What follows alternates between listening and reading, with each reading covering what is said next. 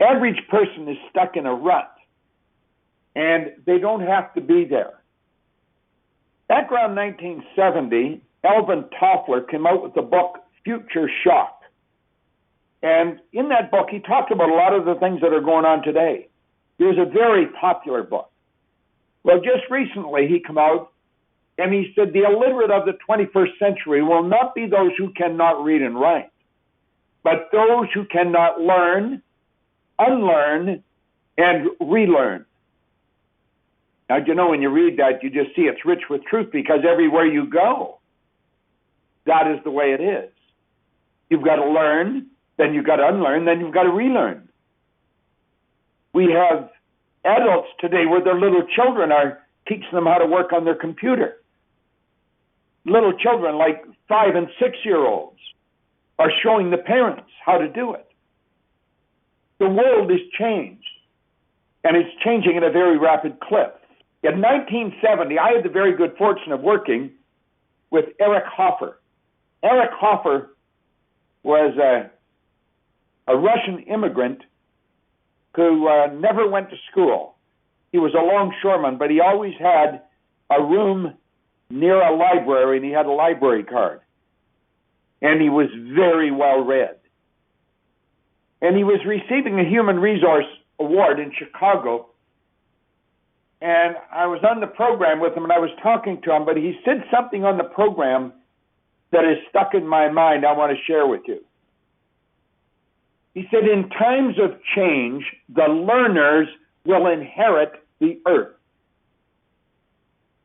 while the learned find themselves beautifully equipped to deal with a world that no longer exists. And you know, he said that in 1970, because the world was changing pretty fast in 1970. But we were crawling at a snail's pace relative to today. In times of change, the learners will inherit the earth. I took that to be metaphorical for the fact that you would be happy, healthy, and prosperous, while the learned find themselves beautifully equipped to deal with the world that no longer exists. Now, here's the strange part about this. There is no such thing as a learned person. There is no such thing as an educated person. Education comes from the Latin educo, meaning to educe, to develop, or to draw out from within. You are either learning or you're not. But you see, we are programmed to believe if you go to school and stay there for a while, and you remember enough of what they've given you, and you can repeat it, you'll get a degree. And a lot of those people are wandering around. They consider themselves learned individuals, but they're dealing with a world that no longer exists. Think of the number of people today that are walking the street that can't find work, that have degrees coming off the end of their business card. Little do they realize they've got the ability within them to create work for themselves and all kinds of other people. But they don't know that. When Hoffer said that, I was already a serious student. But I thought, I'm going to become even more serious about it. You see, I picked up this book, Think and Grow Rich, in 1961. I was 26 years old. I was unhappy. I was sick. I was broke. I was losing. I had no formal education. I had 2 months high school. I had never had a half-decent job. This is the first book I ever read, and I was 26. I used to say I can't read. Now, the truth was, I could. I chose not to. Most people read at about a grade 7 level, and that's because they learn to read by the time they're in grade 7 and never improve upon the skill from that point on. But a man gave me this book, and he said, Bob, if you can understand what's in this book, if you will do exactly what I tell you, your whole life can change. Now look here, he said, this is right in the preface of the book. It says, in every chapter of this book, mention has been made of a money-making secret which has made fortunes for more than 500 exceedingly wealthy people whom I have carefully analyzed over a long period of years.